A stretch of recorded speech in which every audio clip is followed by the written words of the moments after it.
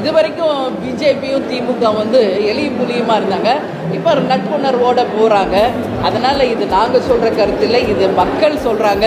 Maybe திமுகவுடைய B team தான் பிஜேபியா அப்படின்ற ஒரு கருத்து மக்கள்கிட்ட இருக்குது. இதை வந்து தெளிவுபடுத்த வேண்டியது அவங்க 2 பேரும்.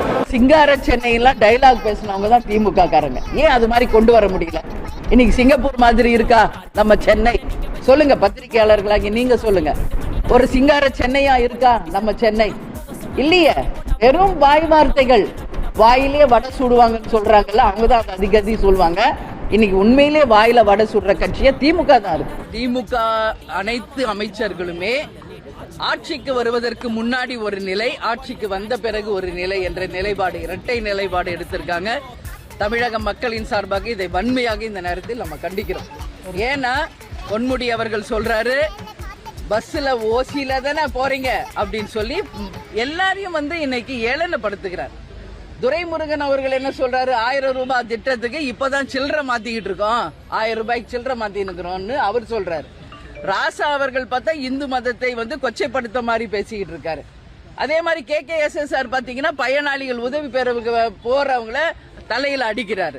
இன்னைக்கு நேரு போன்ற மந்திரிகள் மேயரை மிரட்டுகின்ற நிலைமை எல்லா இடத்திலையும் நம்ம ஊடகங்கள் மூலமாக பார்த்துக்கிட்டு தான் இருக்கிறோம். 100 ரூபாய் காயின் வெளியிடுவதிலும் மகனை துணை முதல்வர் ஆக்கலாமா என்பதிலும் இன்னைக்கு யோசிச்சுக்கிட்டு இருக்க முதல்வர் மக்கள் மீது கவனம் செலுத்தணும். மக்கள் மீது கவனம் செலுத்தி உண்மையில் மக்களுக்கு எது தேவை என்பதை குறிப்பறிந்து நிச்சயம் செய்யணும். அமைச்சர் துரைமுருகன் சட்டசபையில பேசினதான் சொல்றாங்க.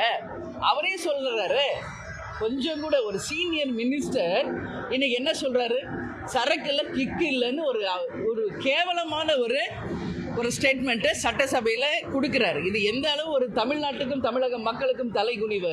இன்னைக்கு வந்து நிறைய ஸ்கூல்ஸ் நீங்க பாருங்க, உங்களுக்கு தெரியாதது எதுவும் இல்ல, மரத்தடியில நடத்திக்கிட்டு இருக்காங்க. கட்டிடங்கள் பாதுகாப்பு இல்லாத கட்டிடங்கள், பள்ளிக்கூடங்கள்ல இது எல்லாம் சரி செய்யுங்கன்னா யாரும் காது கொடுத்து கேட்க மாட்டாங்க.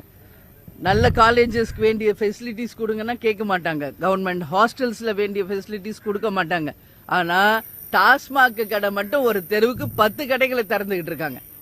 இது இல்லாம கள்ளச்சாராயம் ஒரு பக்கம், இது இல்லாம எலைட் பார்ஸ் ஒரு பக்கம், இது இல்லாம தானியங்கி மெஷின்ஸ் ஒரு பக்கம் என்று மதுவுக்கு அடிமையாகும் தமிழ்நாடாக தான் இதை மாறிக்கிட்டு இருக்கே ஒழிய மக்களுக்கு வளர்ச்சி கொடுக்கக்கூடிய கஞ்சா போதை டாஸ்மாக் செயின் புடுங்கிறது பெண்களுக்கு பாதுகாப்பு இல்லாத ஒரு சூழ்நிலை இன்னைக்கு தமிழ்நாட்டில் இருக்கு. இது திமுக பத்தி நம்ம சொல்லவே வேணாம். பியூட்டி பார்லர்ல போய் அடிப்பாங்க, பஜ்ஜி சாப்பிட்டு அடிப்பாங்க, பிரியாணி சாப்பிட்டு அடிப்பாங்க. ரவுடிசத்தை கட்டவிழ்க்கிறது அவர்களுக்கு மன்னர் அவர்கள் தான். அவங்க